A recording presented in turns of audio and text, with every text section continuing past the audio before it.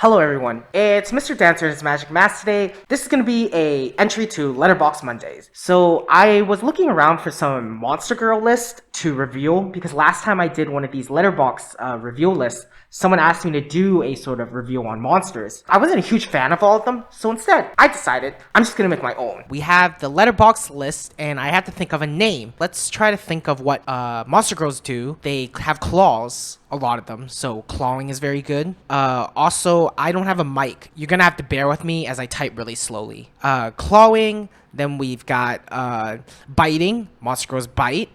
And what else? Clawing, biting is good. Ooh, how about dangerous? Monster Girls are dangerous, so this is really, really perfect. Good title right now. I'm feeling really good about this. Feels clickbaity, catchy, but I probably should add something about the list actually in this title. So Monster Girls in cinema. I think it could add some emojis, so let me go quickly copy and paste an emoji in it. There we go. Yep, I like that. Every good list needs an emoji. For the description, I don't really want to type much because I can't really type, so let's do something simple first and then edit it later. Monster Girls exclamation mark exclamation mark exclamation mark. And then some of my faves. We'll just put that there. I think the current plan for this list is to just do like a random 20 films. If I need to add more, we'll make a part 2 of this video later. Okay, so the first film I want to add to my Monster Girls list is Green Snake by Choi Hark. And this film is literally the reason why I've decided to create my own list, because literally there are no Letterboxd Monster Girl lists with this film. Both Joey and Maggie are amazing, and they play these green snakes who are deities, but they're borderline lamias, and they also can like fuck you with water powers, which makes them super sick. This is also one of the horniest films out there, so that's always a plus. So let's add this film to the list. Next, I want to add The Lure, Polish film. I actually recently just watched this because I thought that this might be a film that's necessary for this list, and I was correct, so I'm glad I did watch it. Film is a mermaid film. It's also a musical, so you have mermaids dealing with very sick attacks in their voices. They also eat people, so that's very fun. Also another horny film, really, because I guess something about these tales. Let's add this to the list. Next film I have to add is definitely Gingersnaps, a great werewolf film about coming of age story, so for a woman basically. So there's going to be puberty references, moon references, all that jazz. Some good transformation scenes. As you can see here, it says on the night of Ginger's first period. Let's add this to the list then. Okay, the next film I want to add is called A Girl Walks Home Alone at Night, Iranian film. Basically your sort of typical pixie dream girl except vampire girl. Unfortunately, my memory of this film is a little on the small side because I haven't seen this film in a while, but I do remember a very sick vampire scene that's very memorable. A good Monster Girl, so we gotta add this film. Alright, so the next film we have here could be considered my first cheat film, Ellita, Queen of Mars. Technically, I guess not a monster because she's more of a Martian, but I think this film has a type of Monster Girl allure to it anyways. The Martian's costume and the set design of her planet has sort of a dated monstrosity to it. There's something alluring about that and something kind of dangerous. So I'm just going to cheat and put Ellita, Queen of Mars. Maybe I'll take this off later, but for now we'll add this. Next film, let's talk about Rouge. Let's get into the Asian ghost section of this list. Played by Anita Mui, one of the sort of Canto pop stars of the 80s. Rest in peace. You know, the Madonna of Hong Kong. Anita Mui's character is a ghost whose love transcends decades. She plays this, opium-addicted Cortesian. Love Anita Mui in this, so let's add this to the list. So Valerie and Her Week of Wonders is another film that I don't remember too well. It's been a very long time since I watched it. But of course, I do remember the sort of mother and grandma vampire. This film is already so surreal, but the mommy grandma vampire in this film gives it that sort of ghastly, dreamlike horror feeling that makes this film so memorable. Great Monster Girl. Let's add her in. More Asian ghosts? Who says no? So Yujutsu has one of the best monster girl ghosts out there, right? And how do I explain this? What's the word here? It's not sexy, but tempting. Yes. The main lead of this film plays one of the most tempting monster girls out there. The environment of rural Japan, her makeup, her clothes, all of that lends itself to that sort of tempting feeling. So we have to add Yujutsu to the monster girl list. Let's add one more Asian monster girl ghost film to this list. Let's take a look at Legend of the Mountain by King Hu, also 2 Chinese ghosts. And these ghosts are, what was that word?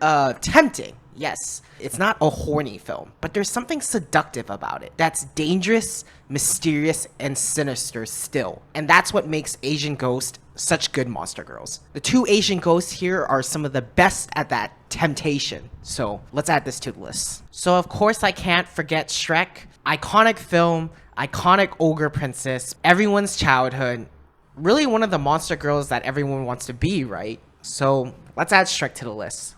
Speaking of childhood, let's also add Nightmare Before Christmas for the wonderful Sally the doll. Very dedicated sidekick, love her sewing and stitches, aesthetically something very unique and creepy, but also kind of hot? Question mark. Anyways, going on the list is Nightmare Before Christmas. So of course I can't forget Border. What is she? A troll or an ogre? I completely forgot, honestly. But if you're looking for a reclusive monster girl, this is the monster girl you should simp for. Also, there's like this really fun half body horror ogre troll sex scene, so that's always a plus. Let's add Border to the list. The next movie I want to add is Zombie Child. More of a possession, some Haitian voodoo magic with some gnarly black eyes and a great possessed voice. Very bonkers, very evil looking, a perfect film for this list. Next we have Undine, a film that I guess is kind of a meta of monster girls. It's a film that sort of collapses the idea of myths and reality, stories, and our present understanding of the world. Also, Paula Beer puts on an amazing acting class to create a loving mermaid that once you lose, you can never get back. I think the word for that is precious, which is kind of rare for a monster girl. This is a unique one. Let's add this to the list. Alright, we can't forget about the witches in V. Very, very fun witches. There's an old one and a young one, even though they're same witch, basically. But they have a lot of variety of different powers. For example, they can change you into a cattle and fly on you, but they can also open the gates to hell. This has to go on the list. So next, let's add Mother Joan of the Angels. Another possession film. However, what makes this film kind of unique is you get to see a lot of nuns in possession mode. And you get to watch them all go crazy at the same time. So I would say there's not a single one that stands out, but this is a really good film if you want to get your nun monster girl fetish out of the way. Deserved addition. Next, let's add Alucarda. Alucard is actually the name of the witch in this film, or demon. Kind of the most powerful monster girl on this list in my honest opinion. I mean, she lights people on fire with her eyes. Let's get her on. Alright, the next film we have is Fascination, a Jean Rollin film. I am not in the mood to add every single Jean Rollin vampire movie onto this list yet, so instead I just picked one for now. Might change in the future, so we'll see. But why Fascination, you might be asking? Well, obviously, it's because she has a goddamn fucking harvest sheaf, dude. There is no way you can beat a better vampire girl than that. Easy addition. Okay, the next film I'm going to want to add is Mystics in Bali. Check something. Yes, Liak. That's the monster in this movie. Liaks are a type of Indonesian black magic witch. And she basically trains this tourist. And the tourist becomes absolutely a tragic monster girl. She does transformations, crazy spells, head flies. Let's get this film on the list. So next I want to add Trouble Every Day. It's another film that my memory is a little foggy on, so maybe this is why I'm getting confused. I know it's not technically a vampire film, but for some reason I always felt it felt like one. I think it's because the big mansion, the secrets, the erotica. So I still want to add the trapped sick wife into this. Yeah, I don't really need to talk too much about Exorcist. One of the greatest, great special effects, great acting, even is nice enough to have a scene for the vomit fetish people. I'm happy to add this classic to the list. Next, let's add Us, A film that sort of still creeps me out a little bit when I think about it existentially. Even though I know the monster is technically the whole family's, it really is Lupita, who is the true monster girl. She steals the show for both sides. Paranoid, creepy, and righteous. It's a weird combination of things for a monster girl, honestly. And those crying eyes with that voice. Going on the list. August in the Water, big cheat, but she literally creates droughts as a swimmer. I couldn't resist. She is basically a water nymph, a swimming competitor water nymph, right? That's good enough for me. Okay, so let's continue this list with Jennifer's Body. Jennifer is basically a great monster girl, demonic, possessed, and also popular. And everyone knows popular people are the worst.